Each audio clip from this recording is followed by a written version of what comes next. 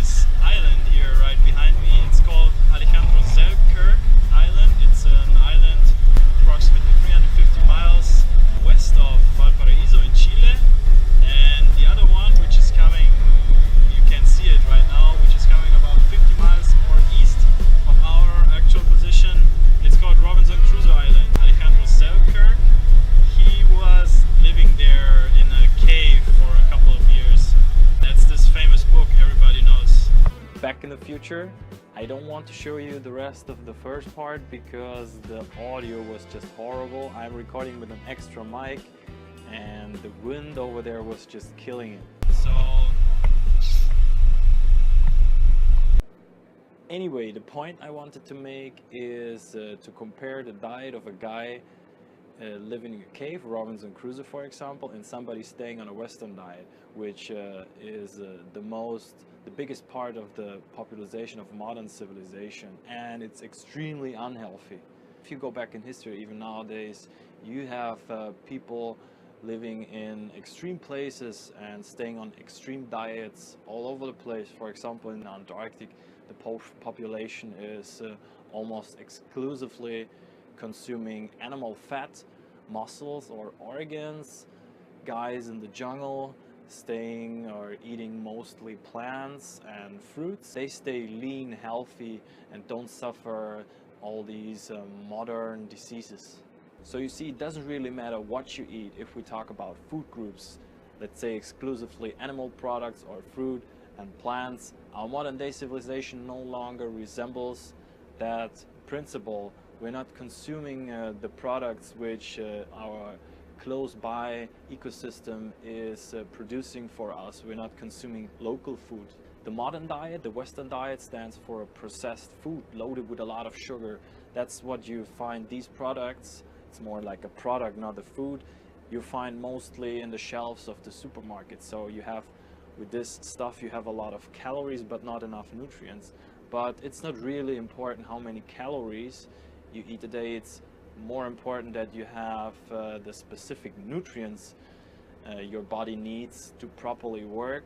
So let's say you just eat 10,000 calories but not have the proper intake of the nutrients your body needs. You're just starving on a cellular basis. So your cells don't get nourished and your body stays hungry. So you eat and eat and eat and pack on body fat. So this leads to obesity, diabetes, and so on and so on. It's not only that you gain weight, you also take in a lot of pollutants your body has to deal with and your liver has to extract. MSG, preservatives, artificial flavors, chemicals, that's the shit your body wants to get rid of again, your liver wants to get rid of again. But if you keep going taking in that stuff, you will never be able to detoxify again. If you look into the ingredients, if there stand 10 chemicals you never heard about, your grandmother wouldn't recognize, just don't buy it. The billion-dollar food industry does it on purpose. What's their intention? They want to have more profit. How do you get more profit? You want to sell more products. How do you sell more products? You want to keep the customers coming back and buying again. How do you do that? You just make them addicted. If you go to Google and type in MSG induced mice, by the way, MSG, it's a flavor enhancer, so glutamate for example, you will find thousands of researches where they induce mice in order to study obesity. A mouse will not get fat by himself, so you have to give him MSG. So that's the protocol, right? So why don't put MSG in 80% of our modern foods? Yeah, then you don't have to study obesity because we will just not get obese. Of course, MSG, it's not the only thing which makes people obese, but it's a big point. Sugar, for example, as well, but that's too much for just one video. What's my philosophy? Besides being a vegan, I'm consuming mostly organic products, and when I can get my hand on local food from the weekly market, I just buy that. And I'm also thinking about the words of Timothy Shields, one of my favorite YouTubers. He said the direct way, the most direct way, the best way to consume foods or plants, you know, is you have the plant and the sun is giving the plant the energy which is growing out of a clean soil, untreated soil, and yeah, that's the best, the healthiest, the most direct way to eat. And it's on top of that, it's karma free if you think about that, or if you believe in stuff like that. You're not harming anybody, and you're consuming food in its full spectrum of bioavailable nutrient complexity. And don't be ridiculous, I didn't came up with that by myself. So do something for yourself, do something for your health, for your body. You just have one.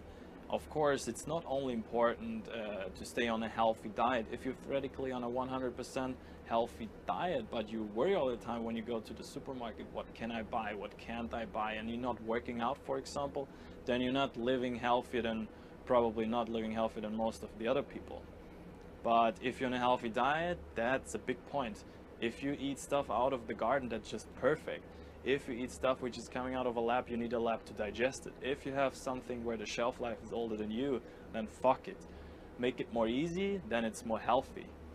So if you liked my video, thumbs up, subscribe my channel, that's even more important.